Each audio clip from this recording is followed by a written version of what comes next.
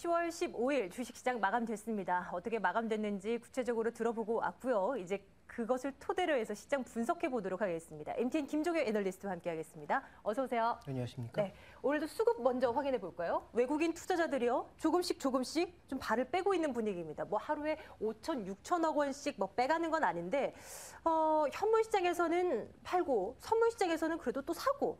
이런 움직임은 어떤 것을 기준 삼아서 봐야 될지 모르겠습니다. 좀 판단 좀 내려주세요. 네, 결론부터 말씀드리면 현물 쪽에 좀 우리가 무게를 둬야 되지 않나라고 판단하고 있고요. 네. 최근 선물 시장은 뭐 야간 선물의 움직임이 달라지고 있고 또 현물 시장에서 사고 있는 그런 모습이 연속성이 없습니다.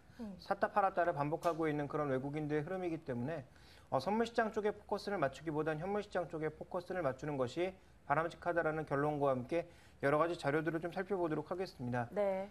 최근 4주간 나타나고 있는 뭐 신흥시장, 선진국 시장의 전반적인 펀드 동향을 살펴보시죠. 자, 먼저 신흥시장인데요. 전반적으로 지금 추이는 줄어들고 있다라고 좀 봐야 될 것 같습니다. 유럽, 중동, 아프리카 쪽에서는 좀 빠져나가고 있는 모습이고 그 외에 글로벌 이머징 마켓 전체 펀드에서도 돈이 들어오는 탄력이 줄어들고 있는 모습이죠.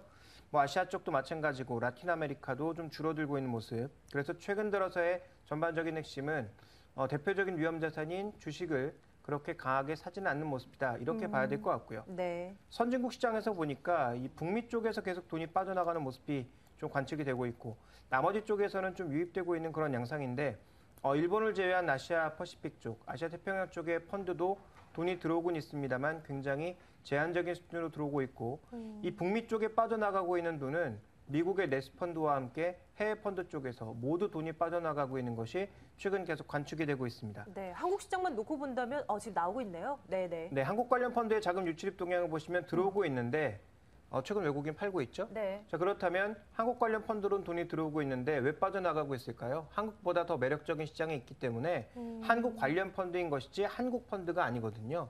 그러니까 한국과 비슷한 다른 여타의 국가도 매매할 수 있는 그런 펀드인데 최근 들어오는 돈도 줄어들고 있지만 한국 시장에선 꾸준하게 매도를 보여주고 있다는 것은 뭐 인도라든지 최근에 더 매력적인 시장 쪽으로 자금이 일부 이동하고 있는 것이 아닌가. 네. 좀 이렇게 볼 수 있는 상황이어서 이 전체적인 자금 동향은 최근에 주식 쪽으로는 굉장히 좀 둔화된 모습을 보여주고 있다. 그래서 경기에 대한 불확실성 이런 것들이 현재 좀 부담이 되고 있는 것으로 볼 수가 있겠고 최근에 이제 주식 선물 쪽의 움직임도 살펴보실 필요가 있겠는데 이 외국인 점유율이 굉장히 느린 속도이긴 합니다만 꾸준하게 증가하는 그런 모습을 보여주고 있습니다.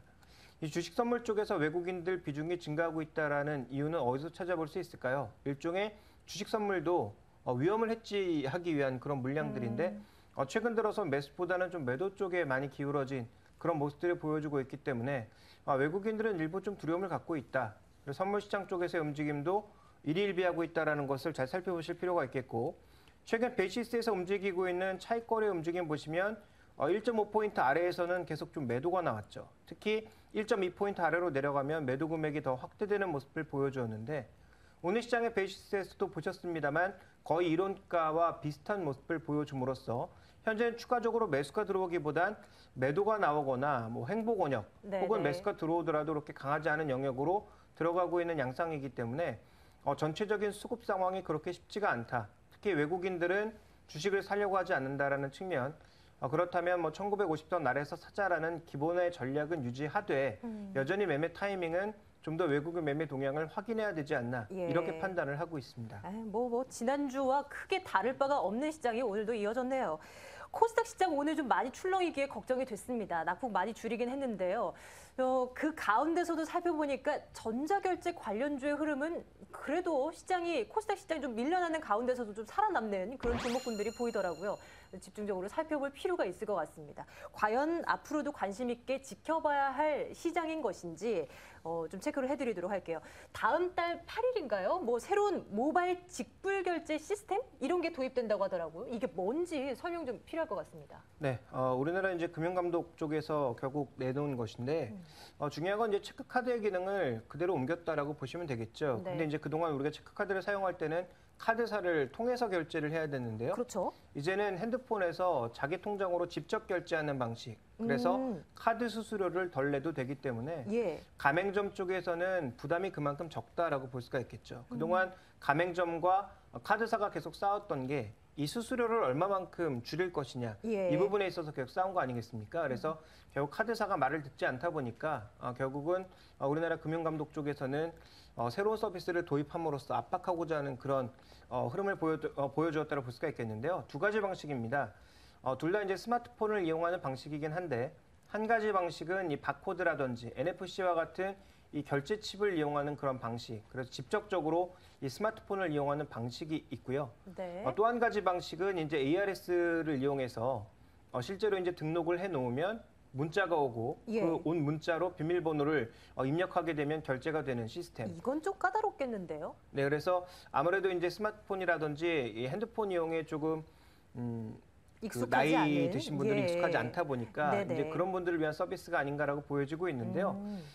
좀 여러 가지 난점들이 있습니다. 이제 시작하기로는 했습니다만 확실한 어떤 기준이 있는 것도 아니고 예. 현재 또 뭐 통신사라든지 아니면 이런 여러 가지 그 모듈들이 지금 통일된 상황이 아니어서 아직까지 실제로 상용화가 집행되기에는 될지. 예. 조금 이제 시간이 걸리지 않을까 이렇게 좀 보여지고 있고 실제로 이것이 집행되더라도 과연 사람들이 얼마만큼 이용할 것인가 그렇죠. 기존의 카드를 사용하지 않고 스마트폰으로 네. 모두 돌아설 수 있을 것인가 이와 관련된 부분들은 앞으로 좀 점검해 나가야 될 상황이라고 보여집니다. 그럼에도 불구하고 전반적으로 이제 관련 종목군들의 흐름을 살펴보게 되면 아직 예상이긴 합니다만 이익과 매출은 모두 증가할 것으로 예상이 되고 있죠. KG 모빌리언스 같은 경우에도 1,000억 이상의 매출, 이익률도 꽤 높아질 것으로 지금 예상이 되고 있고요. 예. 다넬 같은 경우도 마찬가지입니다. 2010년도에 800억이 조금 넘는 매출이었는데 올해 지금 예상하고 있는 것은 거의 1,000억에 육박한 매출과 이익률도 증가될 것으로 예상이 되고 있거든요. 그래서 이들이 성장하고 있는 것은 맞는데 대형 업체들을 중심으로 해서는 지금 뭐 시가총액이 전체 매출의 한 4배 정도. 네. 그리고 작은 업체들 같은 경우에는 한 2배 정도를 좀 기록하고 있기 때문에 너무 많이 올랐어요. 네, 그렇습니다. 그래서 좀 너무 선반영한 게 네. 아니냐. 그래서 이 시가총액과 매출액 대비해서 이 성장률을 고려했을 때 적정 수준이 어딘지는 조금 더 따져봐야 되겠습니다만 예. 어쨌든 그동안 좀 너무 많이 오른 게 아니냐 이런 얘기도 좀 나오고 있는 상황이고요. 또 하나 이제 최근에 중요한 건 뭐냐면 이 소셜 커머스 시장에서 2000년도에 500억밖에 되지 않았던 시장이 올해 2조 원가량 예상하고 있거든요. 그러니까 이 중에서 지금 여러 업체들이 굉장히 나눠 가지면서 예. 많은 매출 부분을 차지하고 있기 때문에 이 소셜 매출의 대부분은 이 스마트폰 결제를 통해서 또 이루어진다라는 점 이런 부분들이 굉장히 강점으로 얘기가 되고 있습니다. 그래서 성장하는 시장은 분명히 맞으나 최근에 속도가 너무 빠른 게 아니냐 이런 논란은 충분히 나올 수 있는 그런 지점이고요. 그래서 몇 가지 체크 포인트를 살펴보게 되면 한국 사이버 결제가 굉장히 여러 가지 서비스, 뭐 벤 서비스라든지 뭐 피지 서비스라든지 여러 가지 서비스들을 모두 제공하고 있어서 네. 과거에도 제가 뭐 대장주라고 언급드린 예, 적이 말씀해 있습니다. 주셨어요. 그래서 이 종목이 어떤 움직임을 보이느냐가 굉장히 중요할 것 같아요. 그래서 대장주로 꼽힐 수 있는 KG 이니시스, 네네. 한국 사이버 결제 이 두 종목이 외국인과 기관마저 이탈하면서 크게 조정을 받는다면 다른 종목군들의 움직임도 같이 갈 가능성이 있기 때문에 무엇보다 대장주를 보자라고 말씀드리고 싶고 네. 두 번째로 실적이 발표되면서 그동안 기대를 가졌던 성장성과 실제 발표되는 실적과의 괴리가 크게 나타날 가능성이 있기 때문에 실적 발표 시즌이 본격적으로 나타나는 이번 달 말부터는 조금 탄력이 둔화될 수 있지 않을까 이렇게 좀 생각해 볼 수가 있겠고요. 네. 그래서 전략상으로는 이 추격 매수를 좀 금지해야 되지 않나라고 판단하고 있고 무엇보다 가장 강력한 경쟁자는 애플과 구글입니다. 구글이 예. 최근 구글 플레이를 통해서 책이라든지 아니면 여러 가지 앱들이라든지 그 외에 이제 최근에 음반 그리고 아직 우리나라에서 음반은 허용되지 않았습니다만 음반과 그리고 이 영상까지도 지금 서비스가 되고 있거든요. 네. 근데 영상 같은 경우에는 대여의 형태예요. 대여라고요? 예, 온라인상에서 대여를 해준다는 말씀이신가요? 예, 스트리밍 서비스로 며칠간 볼 수 있는 우리가 과거 이제 마치 비디오를 빌려보는 것과 같은 케이블 빌려 받듯이. 예, 그런 서비스란 말이죠. 그래서 네네. 가격이 상대적으로 낮거든요. 그래서 이런 서비스를 제공하고 있기 때문에 네. 현재 이들 업체의 성장성이 과연 이 삼성도 진출하려고 하는 이 전자 결제 시장에서 계속적으로 경쟁력을 발휘할 수 있겠는가? 살아남기가 참 힘들겠네요. 이 부분을 살펴봐야 될 것 같고 이미 이제 이들의 경쟁력이 어느 정도 있는 상황이라면 뭐 M&A 가능성도 생각해 볼 수가 있겠죠. 네네. 그래서 앞으로 남은 모멘텀은 추가적인 성장에 대한 기대감보다는 M&A 모멘텀이라든지 예. 이쪽에 좀 더 자리를 우리가 살펴봐야 되지 않을까. 그래서 전반적인 투자 전략은 이제는 추격 매수는 조금 자제하면서 단기 매매를 한다든지 아니면 좀 더 여러 가지 주변 동향들, 특히 대장주들의 동향을 잘 살펴봐야 되는 구간으로 진입하지 않았나 이렇게 판단하고 있습니다. 예, 알겠습니다. 자, 또 종목 한 가지 또 봐야 되겠죠. 코스피 시장에서 좀 많이 오른 종목 없나, 눈에 띄는 종목 없나, 마우스 스크롤을 쭉쭉 내려보다 보니까 8% 이상 급등한 종목이 코스피 시장에 있더라고요. CJ였습니다. CJ 최근 석 달 동안 주가가 정말 많이 올랐습니다. 지난 8월에 한 10% 정도 주가 올랐고요. 9월 들어서 20% 이상, 또 10월 들어서도 오늘까지 거의 10% 정도 오른 것 같아요. 지난 석 달간 50% 이상은 주가가 올랐다. 이것인데 이유를 살펴봐야죠. 왜 이런 겁니까? 네. 자, 이 CJ 같은 경우에는 아무래도 이제 자회사의 주가 상승이 가장 크게 작용을 하지 않았나 이렇게 보여지고 있습니다.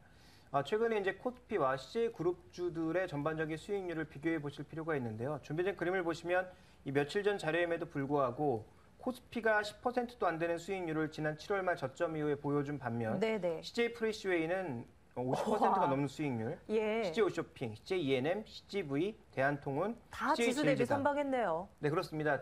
제일제당을 뺀다면 나머지 종목군들이 굉장히 네. 좋은 수익률을 보여주었고요. 예. 프레시웨이를 제외할 경우 CJ가 가장 좋은 수익률을 보여주고 있습니다. 그래서 전체적으로 지금 이 종목 같은 경우에는 이런 자회사들의 상승이 굉장히 많이 올랐기 때문에 과거 대비해서 이제 순자산 가치 대비해서 할인율이 얼마 정도 받고 있는지를 살펴볼 필요가 있겠는데 최근에 주가가 많이 오르다 보니까 할인율 수준이 굉장히 낮아져서 20% 정도의 수준까지 내려왔습니다.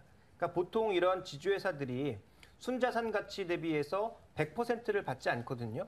일정 부분 할인되게 되어 있습니다. 네네. 그런데 최근에 이제 가장 낮은 할인율이었던 20% 정도 수준까지 내려왔다라는 거죠. 이게 무슨 얘기를 하고 싶은 거냐면 그동안 이제 좀 많이 올랐다. 너무 많이 올랐고 과거 기준으로 놓고 봤을 때는 분명히 조금 한계에 다다르지 않았냐 이런 결론도 내려볼 수 있는데 네. 제 생각은 조금 다릅니다. 왜 다르냐면 CJ라고 하는 그룹이 주력으로 밀고 있는 두 가지 사업, 미디어와 식자재 유통 그리고 음식료 유통 이쪽의 산업이 과거 이제 우리가 길게 보면 길게 볼수록 성장 산업이냐 사양 산업이냐를 봐야 될 텐데 성장 산업이라는 거죠. 그러니까 우리나라도 이제 수출 제조업 쪽에서 점점 내수 쪽으로 또 콘텐츠라든지 미디어라든지 이런 쪽에 관심을 많이 가지기 시작했고요. 그래서 이 산업이 향후에도 미래 산업으로 꼽히고 있다는 것입니다. 네네. 그래서 전체적으로 지금 CJ 산업 중에 일부는 내수 쪽에서 수출 종목으로 바뀌는 종목도 굉장히 많아졌고요. 또 최근 들어서는 이 콘텐츠 매출이 올라가면서 미디어 사업부도 굉장히 강화되고 있는 그런 양상이죠. 따라서 전체적으로 지금 제조 수출 쪽에서 바뀌고 있는 이러한 분위기에 가장 연동하고 있는 30대 그룹 중에 하나가 CJ가 아닌가라고 판단해 볼 수 있겠고요. 네. 그렇다면 과거 자료 우리가 이제 이 순자산 가치 할인율로 단순하게 이 종목을 이 투자의 전략으로 삼는 아니면 투자의 지표로 삼는 것은 조금은 잘못되지 않았나. 그래서 일시적으로 많이 올랐기 때문에 단기적인 흔들림은 나타날 수 있겠지만 네. 계속적인 성장이 나타나고 있는 CJ라든지 CJ ENM, CJ 제일제당 같은 종목군들은 여전히 매수 관점에서 바라봐야 되지 않을까라고 네. 판단하고 있습니다. 예전에 나오셨을 때 CJ 제일제당에 대해서 굉장히 후한 점수를 주셨잖아요. 이와 맞물려서 오늘 살펴본 CJ까지, 여기에 CJ ENM까지 괜찮은 시각을 계속 유지해도 되겠다라는 말씀 들어봤습니다. 긴 관점에서 봐도 괜찮다는 말씀이시죠? 근데 긴 관점에서 오히려 더 좋다고 보고 있습니다. 알겠습니다. 자, 오늘 시장에서 좀 볼만한 이슈들 선택해서 살펴봤습니다. 이제 내일을 위한 준비 해봐야 될 것 같은데요. 오늘 밤 예정된 글로벌 경제 일정 확인하고 오겠습니다.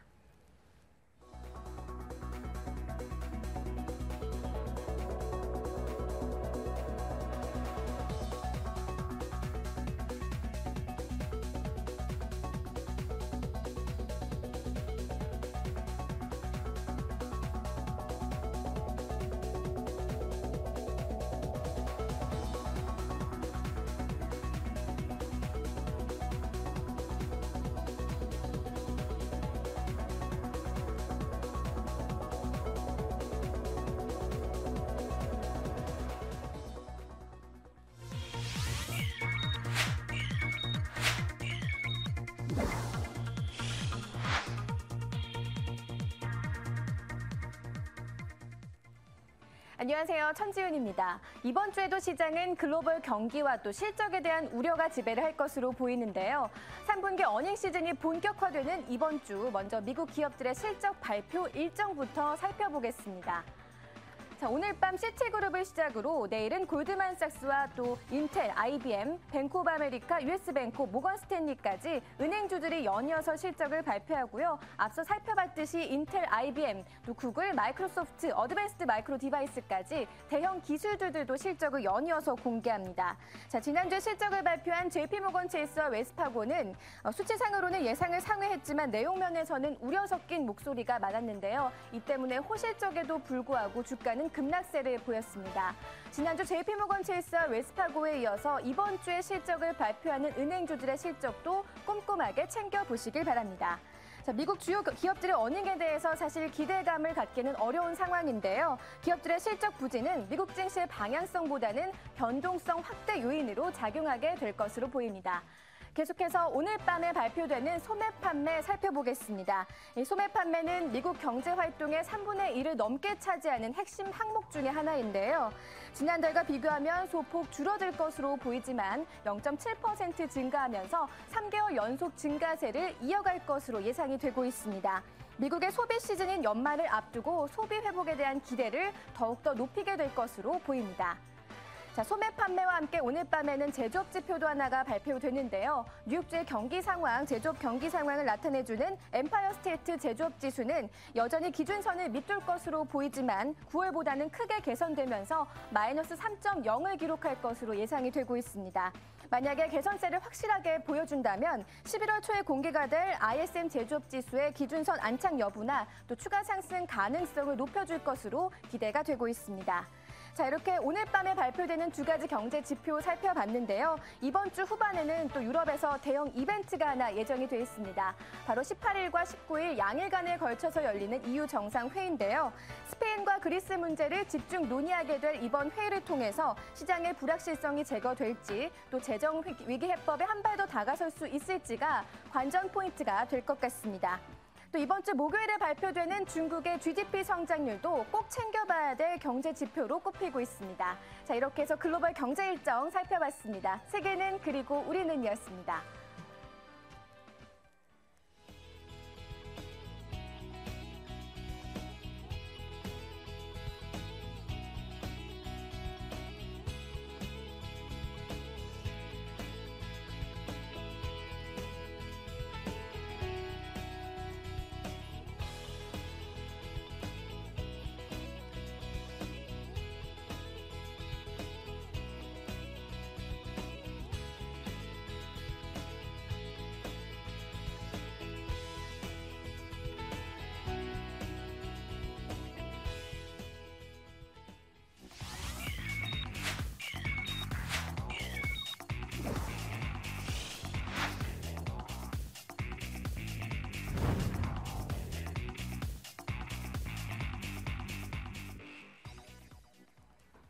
내일을 위한 준비 하러 가겠습니다. MTN 김종효 애널리스트 계속 수고해 주시겠고요. 또 한 분의 전문가 더 모셨습니다. 교보증권 백준 차장도 함께하도록 하겠습니다. 차장님 어서 오세요. 네, 안녕하십니까. 네.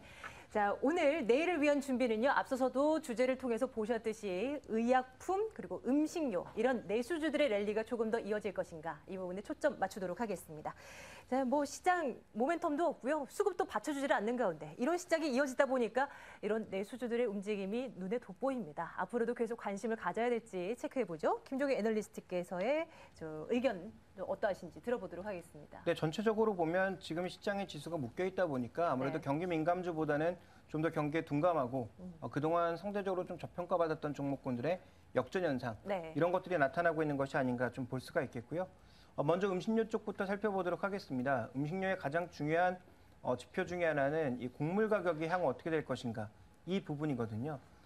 최근에 이제 재고량을 장기적으로 좀 지켜보시면 전반적인 재고 수준이 굉장히 낮아져 있습니다. 그래서 이 향후 뭐 날씨가 또 안 좋아진다든지 아니면 뭐 여러 가지 위험들이 나타나게 될 경우 곡물 가격의 급등 가능성은 여전히 남아있다라고 봐야 될 것 같은데 최근 이 주요 제품들의 가격을 올리면서 많이 상쇄해 나가고 있는 국면, 특히 최근 정부의 이제 레임덕 시즌에 들어가면서 아무래도 주요 업체들이 그동안 정부의 눈치만 살펴봤던 것이 서서 이제 가격을 올리는 그런 모습들이 많이 보여지고 그렇습니다. 있는 데다가 네. 또 하나 이제 살펴볼 것은 이 원화 강세가 지속되고 있기 때문에 상대적으로 원재료의 상세분은 어느 정도 이제 상쇄시키고 있는 그런 국면이고 제품 가격은 끌어올림으로써 추가적으로 좀 수익을 누릴 수 있는 그런 구간에 진입해 있기 때문에 실적적인 측면에서 강한 모습을 보여주고 있다. 그래서 이 원자재 가격이 추가적인 급등만 없다면 추가적인 상세만 강하게 이루어지지 않는다면 이들의 수익성은 어느 정도 확보되는 쪽으로 흘러가지 않겠느냐 좀 이렇게 보여지고 있습니다. 네. 그래서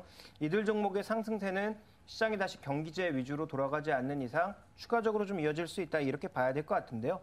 다만 이제 성장하는 종목을 봐야 된다.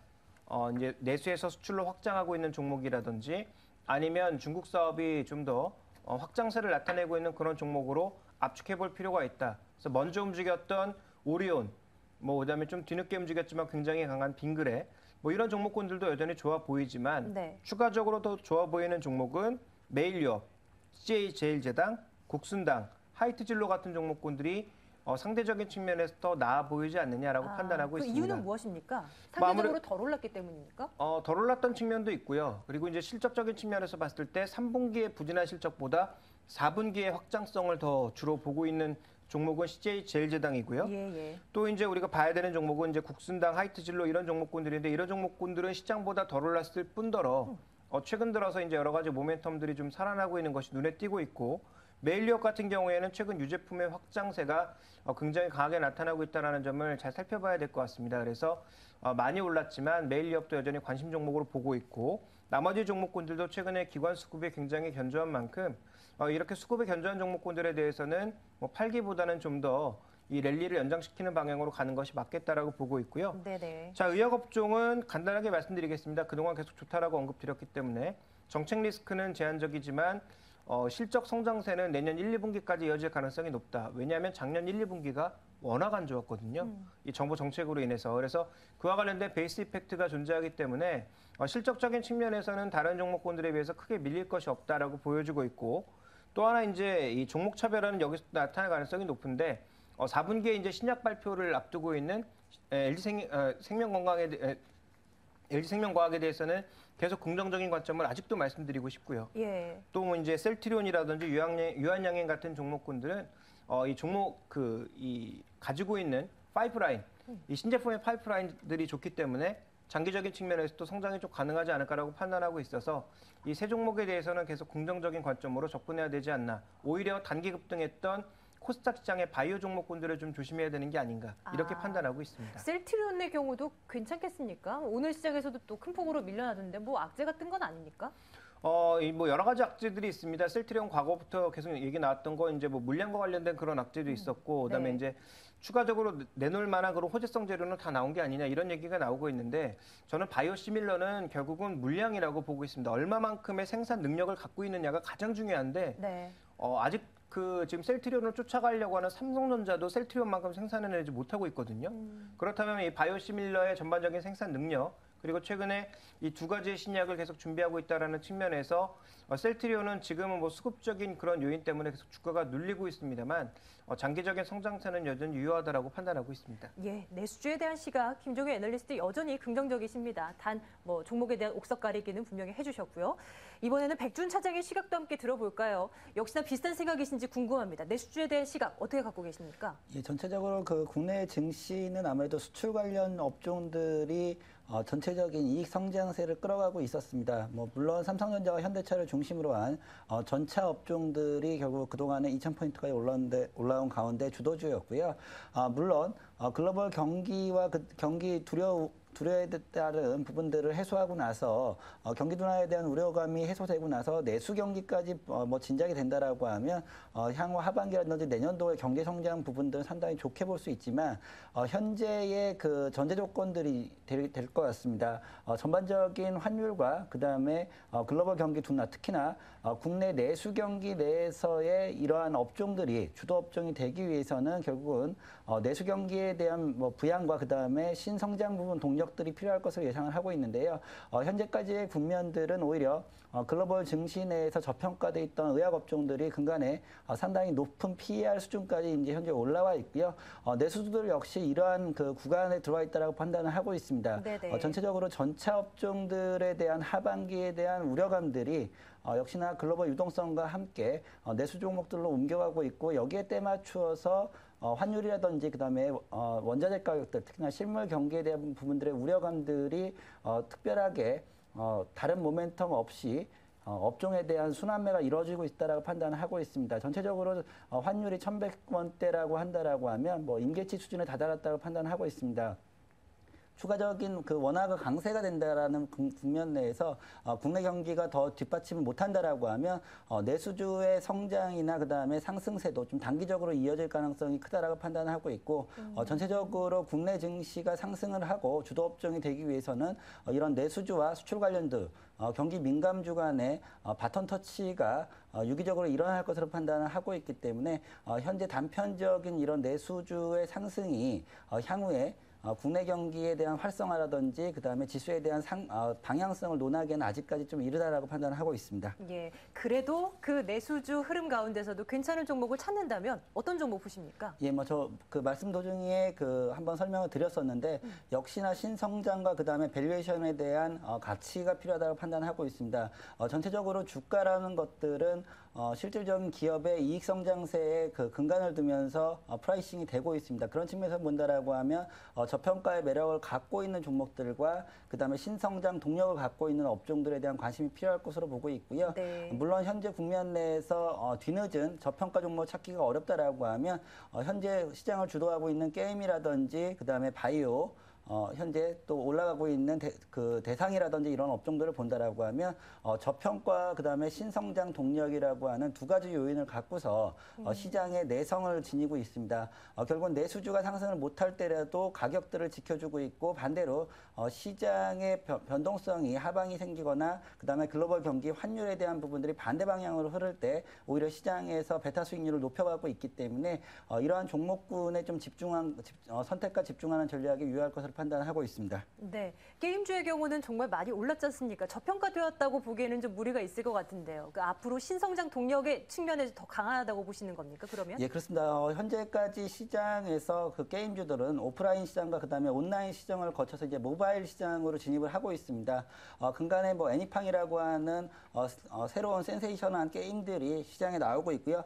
역시나 이런 부분들은 새로운 그 패러다임이 바뀔 때 아직까지 그 수익원으로 이어지지 못하고 있지만은 전체적으로 현재 게임주들 특히나 온라인을 기반으로 해서 성장한 게임주들은 자체적인 투자 능력과 그다음에 이러한 변환 능력을 지니고 있기 때문에 위메이드라든지 JC, 컴투스, 게임빌 모든 업종들 특히나 라인을 중심으로 한 NHN 역시도 이런 모바일 게임에 주력을 하고 있습니다. 이러한 부분들은 단기적인 흐름보다는 오히려 추가적으로 콘텐츠 내에서의 수익성을 가지고 그러한 콘텐츠를 만들 수 있는 종목들은 상당히 큰 폭의 상승을 또 예상을 할 수 있고 반대로 본다라고 하면 이러한 패러다임이 바뀐 데에서 도태가 된다라고 하면 업종 내에서 차별화가 극심하게 이루어질 수 있기 때문에 이러한 측면에서 본다라고 하면 추격 매수보다는 오히려 이런 시점 경기 민감주라든지 그다음에 시장의 하락을 이용해서 포트폴리오에 편입은 유효할 것으로 판단을 하고 있습니다. 경기 민감주에 대한 시각도 궁금합니다. 요즘에 종목별 장세가 이어지다 보니까 계속 코스닥 시장 그 안에서 이슈가 있는 종목에만 계속 편중돼서 시각을 여쭤보는 것 같습니다. 민감주들의 약세장은 계속 이어질 것 같습니까? 전체적으로 당연히 전방 산업군인 수출업종이라든지 이런 전방 업종들이 하락세를 구가하면서 오히려 에너지 및 원자재 가격들 특히나 에너지나 원자재를 중심으로 한 소재 업종들도 역시 같이 동반 하락을 하고 있는 모습을 보여주고 있습니다. 하지만 이러한 상품 가격의 하락들은 어느 정도 바탕업들을 갖고 갈 수 있다라고 판단을 하고 있기 때문에 추가적인 직전 저점대 상품 가격들이 하락을 하지 않는다라고 하면 역시나 가격 전이 능력과 그다음에 시장에서 독점적인 MS를 갖고 있는 에너지라든지 원자재 관련 종목들은 어느 정도 단기 바닥을 형성을 충분히 할 수 있으리라 판단하고 있습니다. 네. 이러한 측면에서 본다라고 하면 오히려 추격 매수, 내수주에 대해서 저평가 종목이라든지 추격 매수의 전략이 위험하다라는 판단이 들고 있기 때문에요. 오히려 에너지라든지 이런 원자재 업종에도 포트폴리오에서 분할해서 매수하는 전략들은 유효할 것으로 판단하고 있습니다. 네.